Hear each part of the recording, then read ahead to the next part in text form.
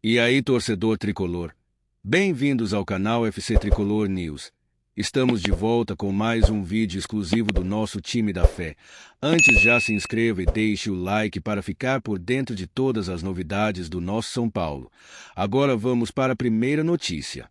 O rosto de Ryan Francisco esteve em todos os programas esportivos nesta quinta-feira, um dia depois de o garoto marcar o gol da vitória do São Paulo contra a Portuguesa, no Pacaembu, na noite de quarta-feira.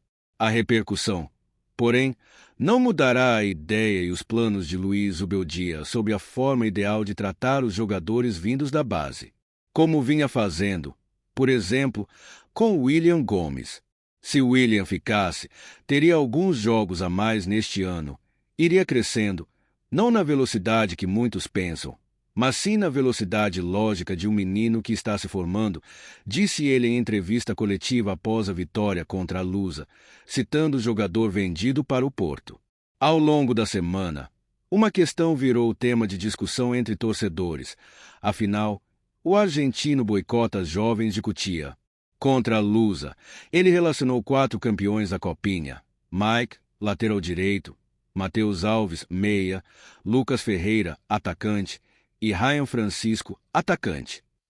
Os dois últimos entraram aos 36 minutos do segundo tempo. Ryan, iluminado, marcou o gol da vitória. O resumo é: Zubeldia preza pelas hierarquias dentro do elenco.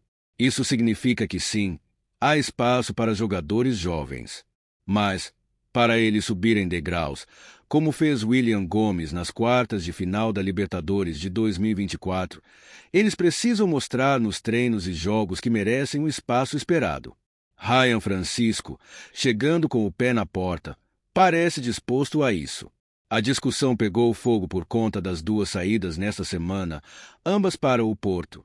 O atacante William Gomes, uma joia de 18 anos ainda em lapidação vendida por 61,4 milhões de reais, e o lateral direito Moreira, de 20 anos, nome que o treinador não morria de amores e que foi cedido por empréstimo. Os casos, porém, são diferentes. William Gomes foi o jogador da base mais utilizado pelo técnico em 2024 e estava nos planos. A ideia era que fosse uma das alternativas no ataque e que, aos poucos, fosse crescendo em importância. A necessidade da diretoria em fazer caixa para resolver problemas financeiros emergenciais, criados por ela e por outras gestões, passou por cima de qualquer projeto esportivo. O atacante foi vendido por pouco, mas ainda pode render mais, já que o clube manteve 20%. Moreira, por outro lado, não contava com Zubeldia entre sua legião de fãs. O técnico acreditava que o lateral não tinha condições de ser o reserva imediato de Igor Vinícius em jogos importantes.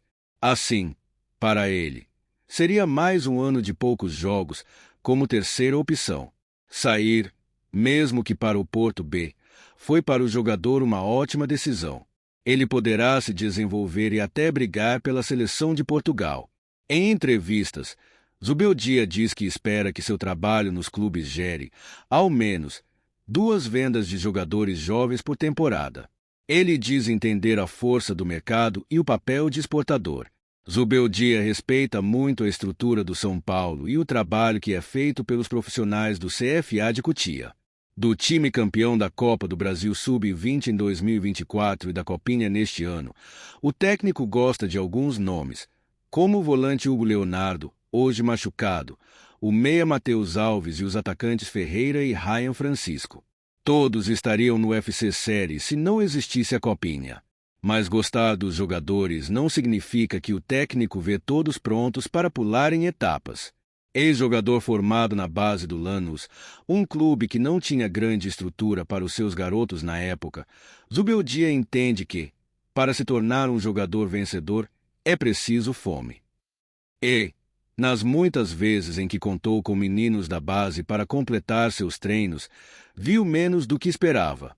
Hugo Leonardo, formado nos Brasil e só cedido ao tricolor em 2024, destoou neste sentido. Como contra a Lusa, garotos terão oportunidade no time, mas, para isso, terão que mostrar seu potencial nos treinamentos no dia a dia do CT da Barra Funda. Por isso, na última semana, o técnico fez questão de dizer em coletiva que, no profissional, tudo é diferente. Apesar de ter repercussão de rede social e TV, são meninos em formação que devem seguir se formando. Não é o mesmo Michael enfrentar o jogador sub-20 do Corinthians e que enfrente Lucas Moura, Dudu ou Memphis Depay. De um dia ao outro, não é o mesmo, muda totalmente. Há que ir devagar, apesar da repercussão deste tipo de torneio. Tenho que ter cabeça fria e ir passo a passo. Nesta mesma coletiva, Zubeldia sugeriu que os jornalistas buscassem uma resposta de Marcelo Gallardo, técnico do River Plate, sobre a utilização de garotos no clube argentino. O recado é claro. Zubeldia não cederá a pressões para escalar ou dar mais minutos do que diz ter planificado aos jovens da base, mesmo que tenham sido campeões da Copinha. Em seu modelo de elenco, garotos ocupam a terceira prateleira em cada posição. É neste estágio que se encontra o zagueiro Igão e o atacante Henrique Carmo, já no grupo desde 2024 mesmo sem conseguirem jogar, e nomes como Patrick, Rodriguinho e os mais recentes da Copinha. Zubeldia também repete processos. Pode errar ao não dar mais minutagem a garotos ao longo do ano. Certamente pode. Mas o argentino não parece querer mudar sua linha de trabalho. Será tudo passo a passo. Mas gols como os de Ryan podem servir para quebrar regras. Antes de seguir para a próxima notícia, nos ajude se inscrevendo no canal e deixando o like para ficar por dentro de todas as novidades do nosso São Paulo. Agora vamos para a notícia. Seria Diego Costa o grande nome do São Paulo para a temporada? Nos corredores do Morumbi, a movimentação tem sido intensa e a possibilidade de um reforço de peso ganhou ainda mais força nos últimos dias. O atacante hispano-brasileiro, veterano de grandes clubes europeus e acostumado a decisões, surge como um possível reforço para a equipe tricolor. Mas o que está por trás dessa negociação? A diretoria do São Paulo, que tem buscado alternativas para reforçar o setor ofensivo, vê em Diego Costa um nome de impacto. Com 35 anos e vasta experiência em clubes como Atlético de Madrid, Chelsea e Wolverhampton, o centroavante traria não só qualidade técnica, mas também uma dose extra de experiência e mentalidade vencedora ao elenco comandado por Thiago Carpini. O que chama a atenção, porém, é o momento físico do jogador. Sem clube desde que deixou o Botafogo no final de 2023, Diego Costa tem treinado por conta própria para manter a forma. Sua passagem pelo clube carioca teve lampejos de qualidade, mas também foi marcada por limitações físicas. A grande questão que fica é: o atacante estaria pronto para assumir um papel de protagonismo no Morumbi? O São Paulo tem adotado uma estratégia de mercado focada em jogadores experientes, mas que ainda possam render em alto nível. Depois da chegada de James Rodrigues, Lucas Moura e Luiz Gustavo, a chegada de Diego Costa seguiria essa linha. Porém, diferentemente dos demais, o atacante tem um perfil mais combativo, que pode ser um diferencial dentro de um elenco que, em 2023, sofreu em momentos decisivos por falta de presença ofensiva. Internamente, a contratação divide opiniões.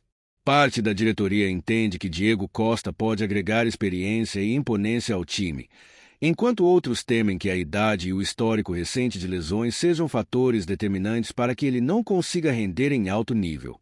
Thiago Carpini, por sua vez, vê o jogador como uma peça capaz de elevar o patamar do ataque tricolor. A negociação ainda é tratada com cautela, mas fontes ligadas ao clube confirmam que houve um contato inicial. O entrave, como de costume, envolve a questão financeira. Diego Costa, acostumado a contratos milionários na Europa e no Brasil, teria que aceitar um modelo salarial adaptado à realidade do São Paulo, que segue em processo de reestruturação econômica. Além disso, o modelo de contrato também é discutido. O clube estuda a possibilidade de um vínculo por produtividade, semelhante ao adotado com outros veteranos. Isso garantiria uma segurança maior ao tricolor, evitando um investimento pesado em um jogador que pode não render o esperado. Fora de campo, a contratação de Diego Costa também poderia impactar o ambiente no elenco. Conhecido por sua personalidade forte e estilo explosivo, o atacante tem histórico de desentendimentos com companheiros e treinadores ao longo da carreira. No entanto, também é reconhecido por sua dedicação dentro de campo e por ser um jogador que não se esconde em momentos decisivos. O torcedor são paulino, por sua vez, parece dividido. Enquanto alguns veem Diego Costa como um reforço de peso para a Libertadores e o Brasileirão, outros temem que o investimento não traga retorno técnico esperado. A diretoria, atenta ao termômetro da torcida, tem analisado a repercussão da possível chegada do atacante.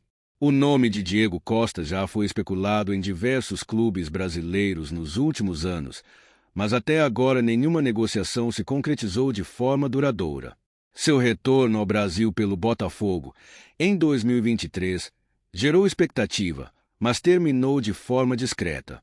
Agora, uma passagem pelo São Paulo poderia representar sua última grande chance de brilhar no futebol brasileiro. Enquanto as conversas seguem, o São Paulo não tira o pé do acelerador na busca por reforços. Com um elenco que promete ser competitivo em 2024, a chegada de um centroavante experiente pode ser o diferencial em uma temporada que promete ser exigente. Diego Costa será o escolhido para esse desafio. A novela está apenas começando e o desfecho deve ser conhecido nos próximos dias. O torcedor tricolor segue atento, aguardando o próximo capítulo dessa história que pode marcar mais uma grande movimentação no mercado da bola. Outro ponto a ser observado é a postura de Diego Costa diante do interesse do São Paulo.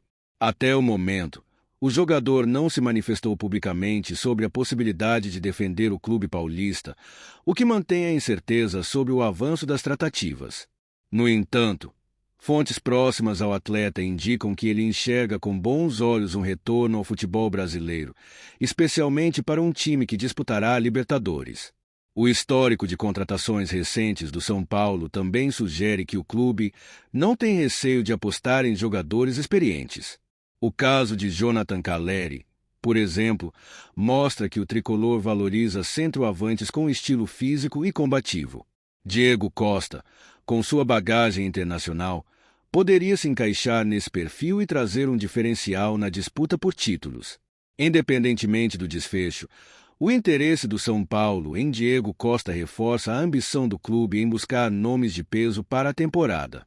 O torcedor segue aguardando ansiosamente, enquanto a diretoria avalia todos os detalhes para tomar a melhor decisão para o futuro do tricolor. Apresentamos as últimas notícias do São Paulo. Inscreva-se no nosso canal e deixe seu like para continuar recebendo informações exclusivas. Não se esqueça de deixar sua opinião sobre essa notícia nos comentários. Até o próximo vídeo.